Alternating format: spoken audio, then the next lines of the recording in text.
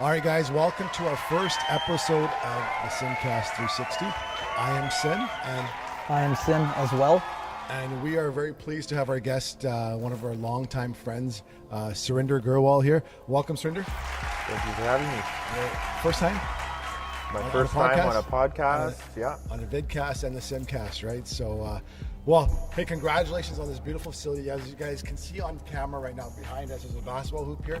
Surinder just opened up BC Prep recently, and we're coming upon the grand opening, which is going to be in a few weeks. So we'll announce it all over social media.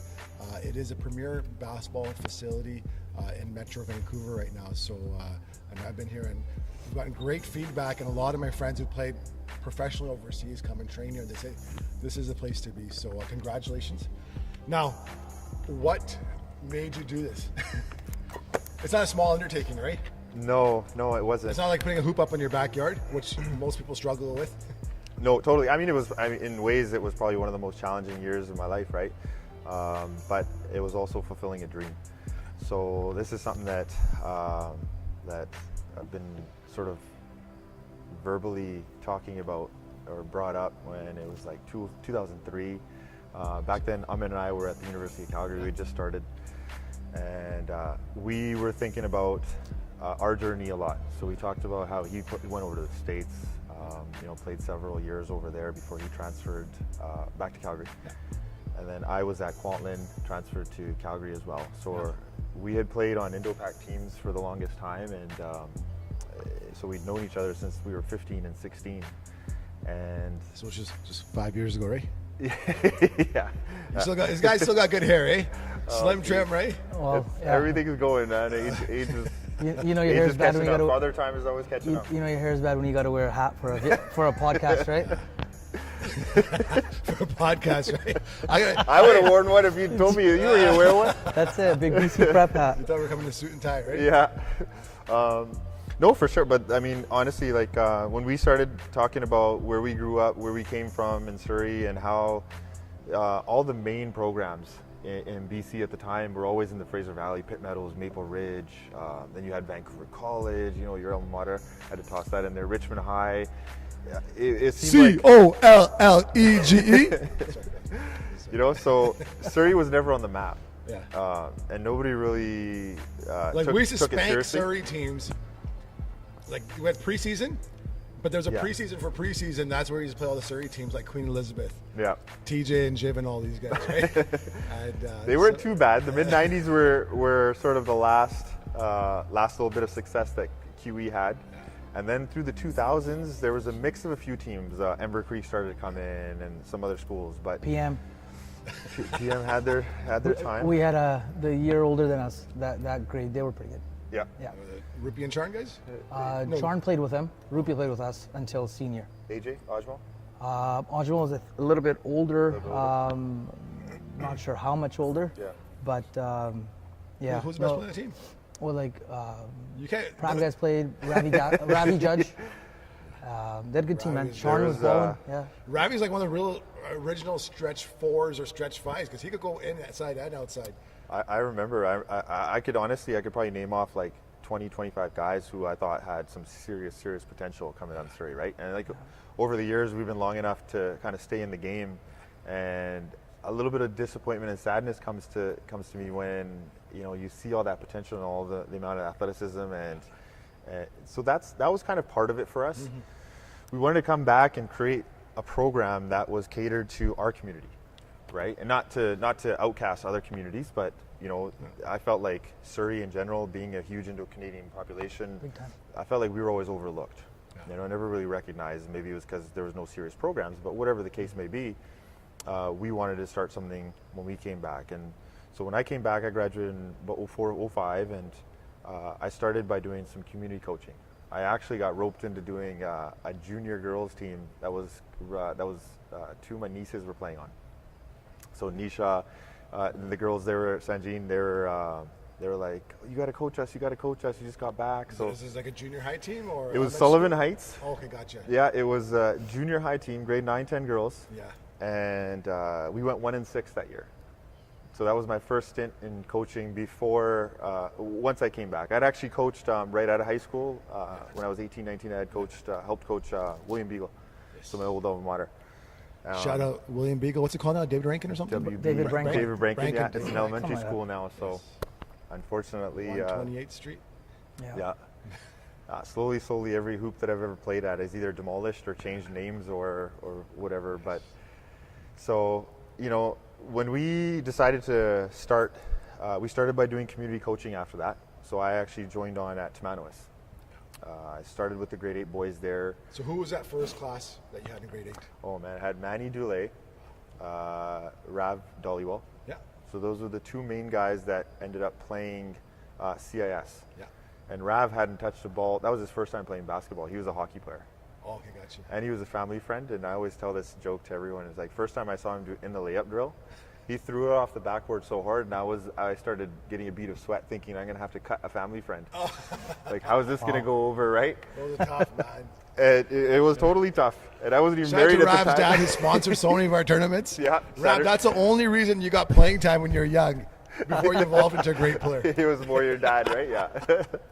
But you know what? In 5 years, man, the amount of work that he put in, and he went over to U of A. Yeah. Had a good solid career over there, right? I'm almost finishing up his degree. Now he's back home, you know. Yeah. So I just feel like taking a guy, grade 8, uncoordinated, and seeing him evolve into a very good post-secondary player at a high-level university, because they had some good teams there.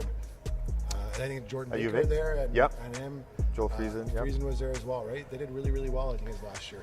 They did, and honestly, here's the misconception: is everyone wants to take credit for a kid's talent. You can't do that. It's not me.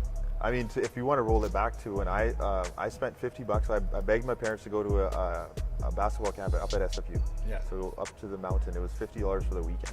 That's the only. Well, a lot of money back then. Exactly, but that was the only money I ever spent on basketball training for me, right? So, does the amount of money you invest in it is not so much as the amount of work that you put in outside of all the programs that you pay for. So you have to grind, you have to put the work in. So I mean, kudos to Rav, to Manny, all these guys that put in their own time and develop their craft. But you guys also created a culture where they wanted to play basketball. Yeah. Because let's say you take yourself out of the equation. Yep. And put Sim as that coach. They might not have evolved. 1 for 6. That's what he said. His first, One his in first 6, time. right? So that's true. One in I think 6. the girls 2 and 5, right? There you go. No, that's true though. No, you're right. True, and that was really the only thing I wanted to do, right? Was I wanted to engage them. I wanted to spark their interest, and I wanted to make basketball fun, though, so they would come early mornings, late, and they would enjoy it. That's what my junior high coach did for me. You know Hardeep really well, Mr. Sidhu. I think anytime I have an interview, his name always gets dropped. So now he's famous, and he always likes to brag because on the Surrey now, the front. He's in the paper. He was in the front. He WhatsApp me. Normally WhatsApps me other stuff. Yeah. He actually sent me. I was like, oh, He good actually for sent you, you something man. proper for once. Yes. Yeah. That's awesome. You know, and one of the things he did was he created that culture, right? He made us feel like $1 million. He's like, this is what we're gonna do, and I'm gonna show you how to pave the way. And at the end of the day, he wasn't a basketball guy. He said it himself. He didn't know much about basketball, but he knew people, and he knew how to push people and motivate you. So he did that, and then he got us nice fancy jerseys with an Air Jordan symbol that we copyrighted that nobody knew about back then because there was no social media. Yeah, wow. Right, so we got away with that. Was that Beagle? That was 95, 96, yeah. Beagle? 21, 22 years ago. Who was some of the characters in that team? Oh, man. The first one that comes to mind is Suk Johal, right? He's in the real estate game now. He was in politics. Surrey 604? He does some Surrey 604. Rick Desange works for the city of Richmond. Steve Kerr? Yeah. Who else is in there? I mean, honestly, like there's a handful of guys that I'm still like best friends with till this day because of the relationship that we built. So That's it's awesome. it's such a cool thing, right? Like we have our own WhatsApp group now. Like that's the thing to do, right? So you got your 6-7 guys from back in the day, and we've been high school friends for over 20 years, you know, and that's one of the biggest takeaways. I remember less about the games now every year, but more about the moments that we shared kind of together. And I think you guys could probably relate playing sports, whether it's high school or club or outside, is the friendships that you build, the relationships and stuff is for is life what it almost. is, man. That's it right there. And that's what parents should be selling to their kids, not worried about where they're going to end up, what school they're going to go to. You know, that's a lot of pressure. And then I got yelled at, like my dad was like, you got to go to UBC, you can't go to SFU. Yeah. Oh, I got that. Like, well, UBC's got more prestige. I was at right? Kwantlen. I spent 2 years at Kwantlen as well. Yep.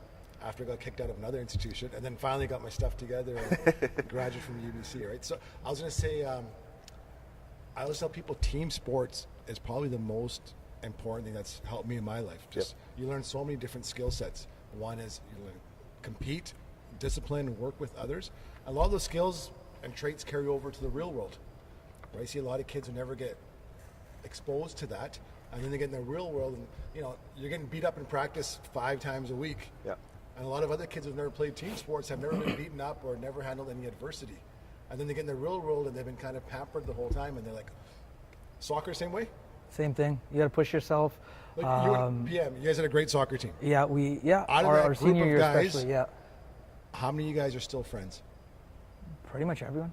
Dozens of guys. Like the crew is Dozens, still, yeah, the crew's still the 15 crew. years later, yeah. Yeah, it's crazy because sports is different. Like you said, you're Surinder, you're saying the parents shouldn't pressure them to which college they're going to go to. It's more about the experience. And then it's funny because anyone that's played at a high level or semi-high level, it doesn't matter what it is. It's like you're saying later. It's those memories, right? It's those memories. It's like I recall times, like I can recall the mood in the locker room at the Nationals, opposed to, you know what I mean? I swear, I think it was 2-1. I don't even. Yeah. But that, the Biggie rolling in the at halftime. It's something else, right? It's a feeling. It is, and that's what you gotta capture. And I think parents now, and especially our generation, I think we have a huge role to play. I think everyone always says our kids of this generation are a little bit more soft and a little bit this. Honestly, it's information overload. Like, look at how much resources they have. Imagine being back in high school and having access to all the social media and. I wouldn't have graduated high school. Yeah, right. Like I was such a sports junkie. Yeah. I would have been like online, watching sports.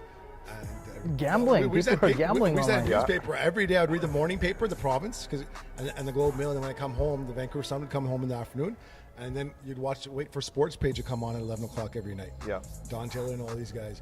Now it's 24/7. It's almost guys take it for granted, but they have a lot of access to all these things. It wasn't. I think back then, being part of a sports team also meant you get to travel to other high schools. Right, you get to check out other scenes. Now it's like you just add a friend on Facebook and you know exactly what's happening. That's true. This over here. It was a wedding reception, and the only time all our friends chat, we're all friends, but is when the Facebook birthday pop-up comes. Wish Surinder Grewal birthday or Sim Dollywall birthday, happy birthday, right? Same birthday to him. I wish him a happy birthday. In a way, it's good and bad because you see how people's lives are evolving. They have kids or other things are going on, so you kind of stay in touch that way. But totally. the one-on-one's kind of missing, and. But I think the great thing for kids today in team sports is that us parents, we see the value of team sports. We're so engaged in the process that we're kind of, our kids are like our best friends nowadays. Your son's 4, just turned 5? Just turned 5 in August, yeah. Mine's turning 5 next month, and they're like our best buddies. Yeah. Whereas when we were growing up with our dads, I was like, shit, man, Dad's home from work. Book it. Yeah. Right? Run into the bedroom, turn the TV off, open the book to the same page that you've been on for the last 3 months, right? And Dad just kind of looks at, make sure you're studying, and then once he leaves, like, okay, right? Yeah. And nowadays, you come home, your kids already called you, hey, Dad, when you're coming home, they're waiting at the front door for you because they're so excited, right? It's a totally different dynamic. It is. That's cool. So now, what were some of the challenges?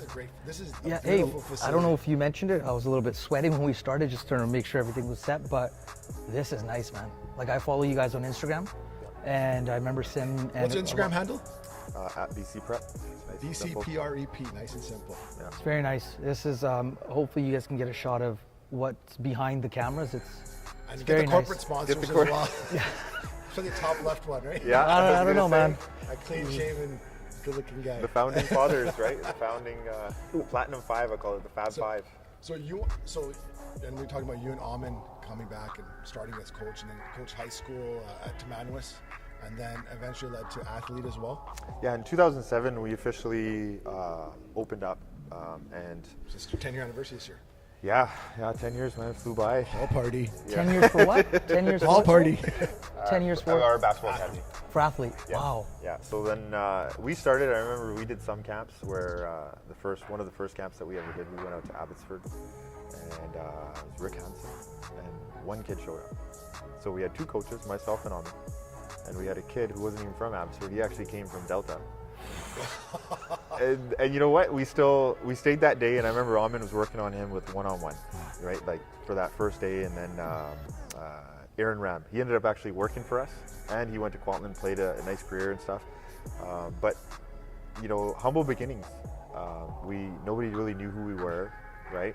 We'd played university ball, but at that time, it's not a big social media, presence that's following. You don't have a lot of followers, so we started from scratch, from the So when community. people see the involvement. end product, they think, oh man, this guy got lucky or this and that. They don't realize your first camp or training session was you two guys in Abbotsford with a kid from Delta. Yeah. That's I remember crazy. that was I think one of Did our doubt, first year. did doubt ever come in the beginning? Like, is this thing going to pan out? Is there a market for it? Or I don't think doubt, because we didn't really know where it was going, right? But we knew that we just wanted to be involved in the game.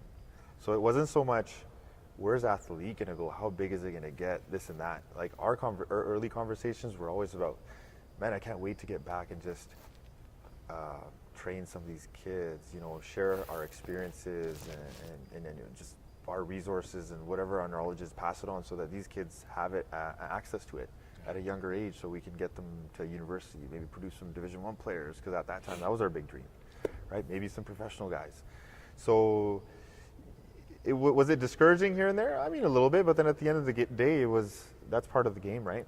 We were doing community basketball. We were young. We weren't married, and we were just enjoying life. And any kid, even if it's one, is a good time. I think, I'm so glad to hear that. This is one of the reasons we're such good friends is the intent is pure, right? Well, all the other stuff is, will come to fruition if the intent is pure in the initial stage, especially because a lot of people get started. You've probably seen some competitors come and go. Many. Right? Because they say, oh, these guys are running a camp. Yeah. You know what? Because we live in a very copycat society, especially our community. I call it pizza shop syndrome.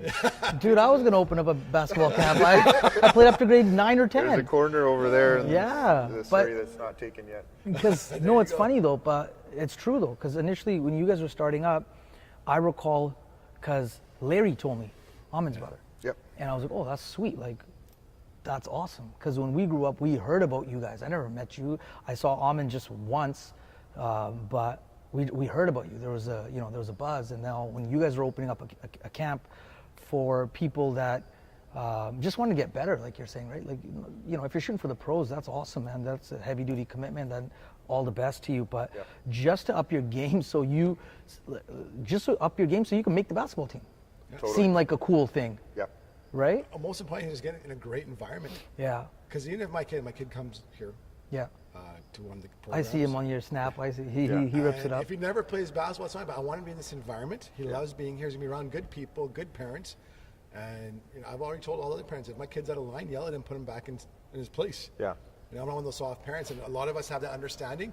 Like, we're building a community of not just of young adults or young kids, but also as parents, because we're gonna parent together all of the kids and make sure that and support the community and help each other's kids prosper. And so now talking about soft kids, Rich Gooley just got let go at Pitt Meadows. Yeah. One of the legends. I never liked him because they beat us in the Final Four. Long time ago, over 20 years ago, with the Scott Walton team, and We weren't good enough to play Pitt Meadows. there you We go. played them preseason or spring season or whatever. Spring yeah. He was the animated coach, right? Very, Yeah. and a very scruffy Intense, voice, yeah. intense. They beat us at they're also PMSS, Yes, they Yes. are. right? Yeah. Yeah, So they yeah. beat us in their in their gym. I remember him. So I don't know all the Crazy details though. as of right now, but rumors are it was just because a couple of parents were unhappy. Yep. Your coaching style, would you say you're animated, or are you very hard on your kids, or are you more laid back?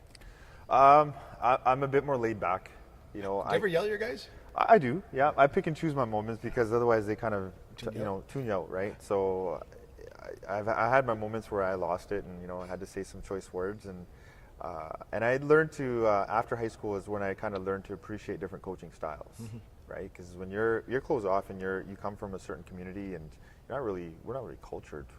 I wasn't anyways. I didn't go anywhere outside of Surrey or the 1 or 2 trips to India that you take 2 months off, right? And you're behind in school. Especially back then. Right, that's vacation, yeah. Without sports, most people didn't travel. Exactly. So if somebody if I was pretty much, my parents both worked late at night. So I was more or less unsupervised, and I was a stubborn kid too. If I decided on something, that's what I was going to do. So I clashed a lot with my senior high coach. As soon as I started to get yelled at a little bit, right? Because I wasn't used to it.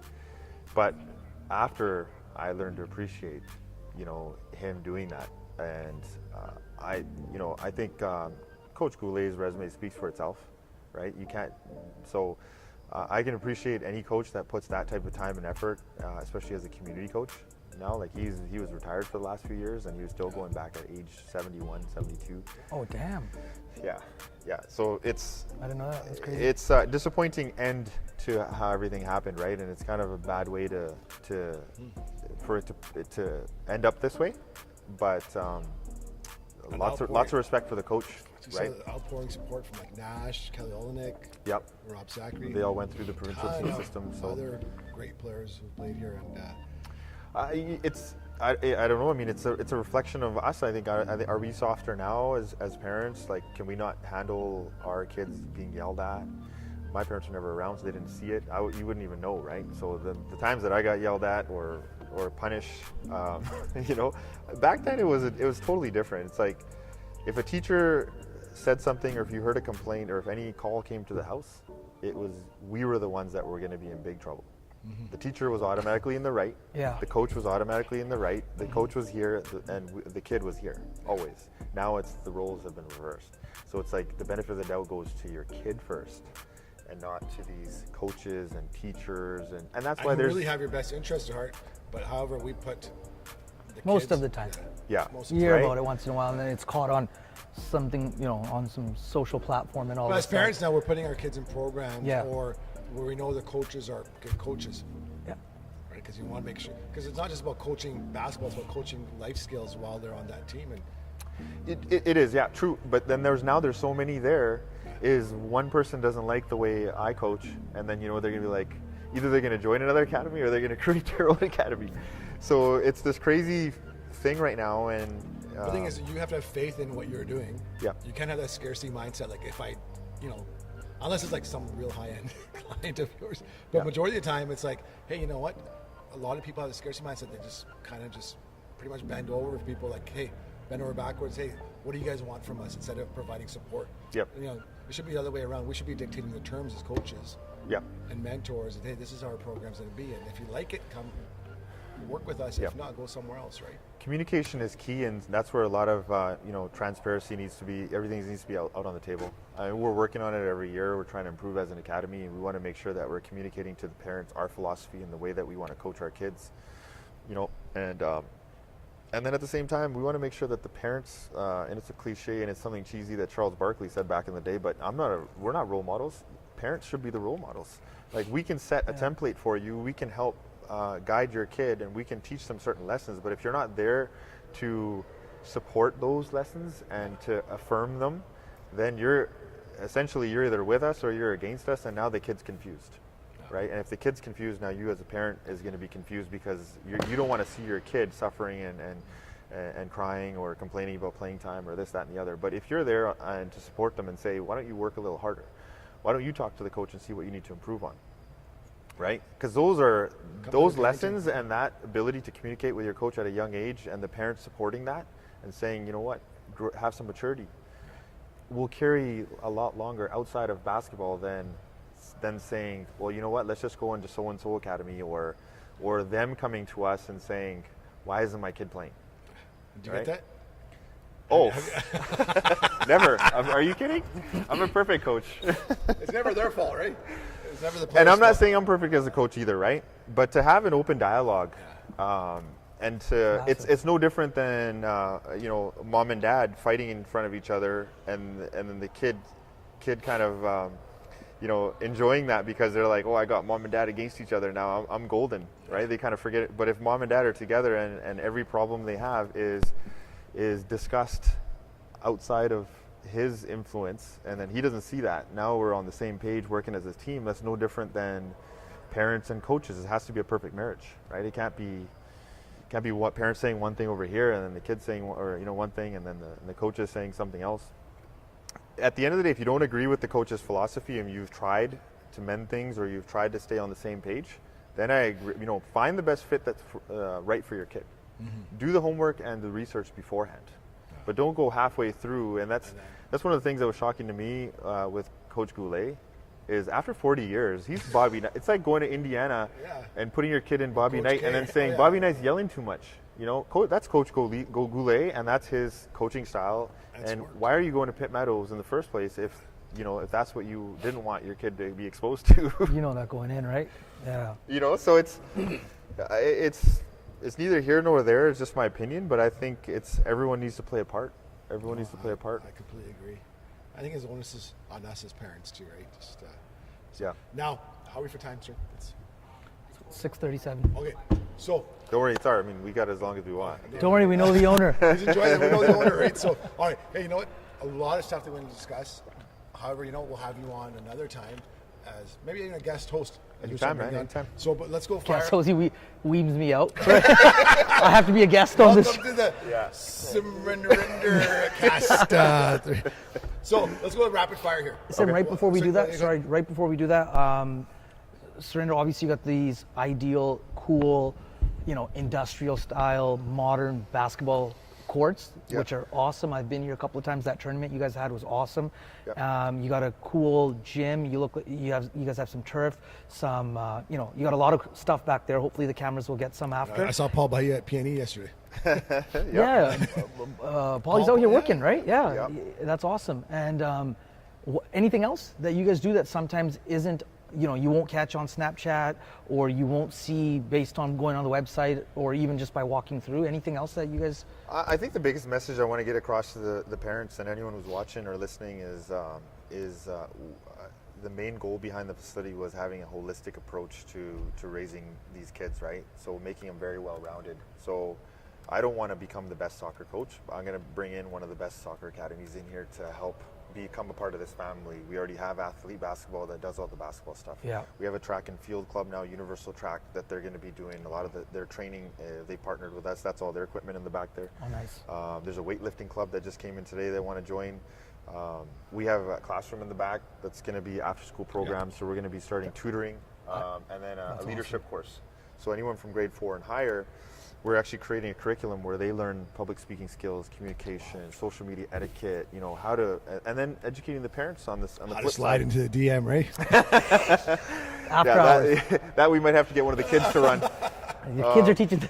Right? Kids are teaching the Kids are parents. teaching the teachers. Hey. It's crazy. And then educating the parents as well, right? So educating the parents on the recruitment process for some of these student athletes, college application process, resumes, professional etiquette, so there's so many things that BC Prep stands for, even though as a basketball guy and people looking at me as a basketball guy probably think he just opened up a prep school. Oh, he's going to be like Athlete Institute, or he's going to be like Orangeville Prep, or no, that's exactly the opposite of what we're actually trying to achieve here. I want to do prep school in the more traditional sense where you're actually prepping somebody for school, for sport, for life, for just a 3-month cash grab. So that's sort of, I don't know if Shout out Finley Prep. No, you did. The reason I didn't want to ask because I wasn't certain initially when the word got out that this was, under construction or things were moving. That classroom element was mentioned, and I was like, that was the first thing to me. It was like, as sexy as this is, as cool as this is, that's the stuff that hits home, man. Exactly. Like if every kid, that's something that hits on every Don't worry, kid. I'm opening on what now too. Yeah. So we have about 5 minutes here for rapid fire. So we're gonna, now you heard like the proper Surinder now is gonna fire some questions out. See what he's, learn more about the man, about the real important issues out there. So who's your favorite NBA player all time? Oh, I mean, come on, Michael Jordan. Current favorite NBA player right now in the league. Current favorite. This is the pressure, man. I don't have one. I enjoy more the game now for the entertainment value. and it seems more like WWE now than it does actual Hey, NBA. right here, baby. So I Right here. after Jordan, it was Allen Iverson, and after AI, I've learned to respect some players and appreciate them, but I don't have a favorite at this point. You were number 31. Yep. Why? I wanted number 23 in grade 8, Yeah. and someone else took it. Oh. So I was left with, in grade 8, I was left with 33. And then I was like, I would Great get. number. Then I thought, okay, I'm Kareem. going to carry Larry and 33. Kareem, I think. Grant Hill, Right? Scottie Pippen. And then in grade 9, another guy had 33, the older guys. So he took 33, and I ended up with 31. So since grade 9, I've sort of had 31. And that's sort of Are when there it NBA stuck. players? 31? Reggie Miller. I thought he was 31. I was Reggie like, Miller, yeah. There you go. You got a good Yeah. nice 3-point stroke. Kind of stuck with me since then. Let's go on a field. If you had the option, who would you want, Kyrie Irving or Gordon Hayward on your team out of the two? Between the two? Yeah. Different positions, but If you were starting, who would you want to coach? who would I want to coach? So you're Brad Stevens Different question. right now, the Celtics. Yeah. It's a different question. Current Celtics team. Let's Yeah. get some context here. Current Celtics team with a thin front court, no defensive stoppers anymore. Let's just say, who would you want out of Kyrie and Hayward? I mean, let's say Crowder's back on the team. Just Talent is Kyrie all the way, obviously. Coachability, I would say at this point, I don't know either, but I would go with Gordon Hayward. So you didn't answer the question. This guy's like a politician, right? You're asking me as a Vote coach? for me. I will cut taxes, increase spending. if you said I had one pick, who do I want as a player? I would say Kyrie. Cool. Yeah. Sim, you wanna- next one. Favorite NFL team? Yeah, season kicks off 2 days from now. Favorite Yeah. NFL team from back in the day was Joe Montana and Jerry Rice of San Fran, and I've never really had another team before that. After that, so You still I'm not a diehard NFL guy, but if I had to say a team, Probably better. Is there any NFL team you hate? no, Okay. no, not really. I just hate Seahawks fans. They're just too crazy. Why, they're too loud? They're Because just- if you were San they're- Fran right now, it's like a funeral. There's just too many in Vancouver, I should say, right? In Surrey. It's a home team, though, right? I know. I think it's when you haven't won in years. And it's not my team Home either. team, Yeah. as of like recently, they weren't the home team They're 15, always been 10 the home years. team. No way. Oh yeah, Well, yeah. No way. typical But when Canucks people, fans, right? Yeah. If when they people win, then don't we're have, with them. when people don't have I'm guilty anything of to the cheer Canucks for, thing, though.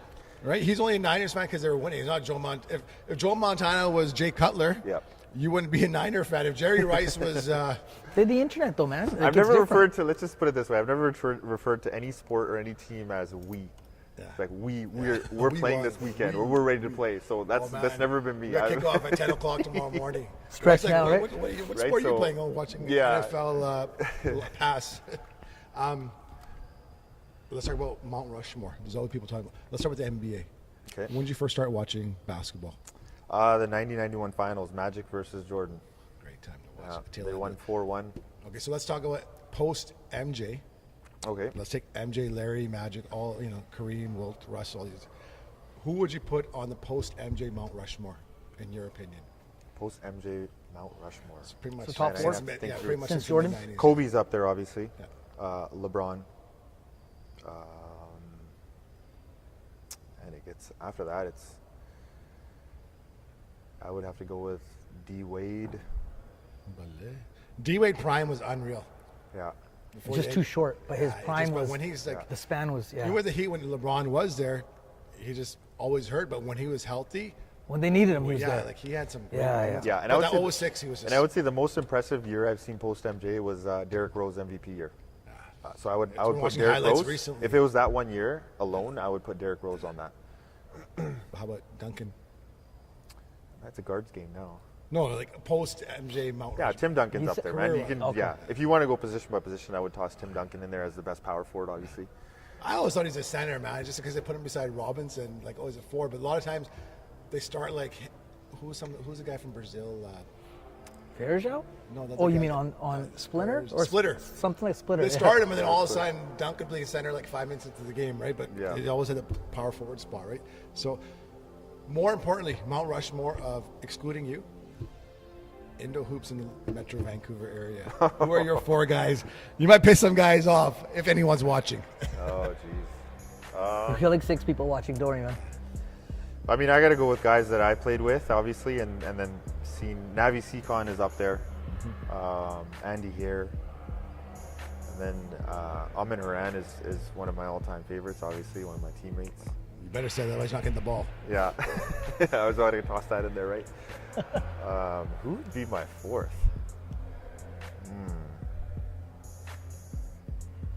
I think. You can say yourself if you want to. Yeah, that's okay. This guy's won enough MVPs, Outside? DMVPs, and championships, right? Sandy Brar. Yeah, Sandy. There you go. Crazy. Yeah. Sandy Brar is the one guy I think that this generation hasn't heard of. He keeps a very low profile, but man, that guy was Unreal. Oh, It's too good. I would say he's up there and like at the top there. Yeah, I agree. he's that low key that I didn't even. You forgot about totally him. forgot about him. Last question. I know, because such a busy facility, teams are getting in here, coming here to practice. Greatest basketball moment for you, playing wise, whether it be Beagle, Queen Elizabeth, Kwantlen, Calgary, IndoHoops. Oh man. What would be the one greatest basketball moment that you can remember? Or the Reggie Miller thing at Langara, you guys lost though, but you jacked That was a three, regular. lost the That was three, a bro. regular season. Yeah, so a little bit of bragging rights, but I would say our Can West championship. Calgary. Yeah, You guys went to nationals that year.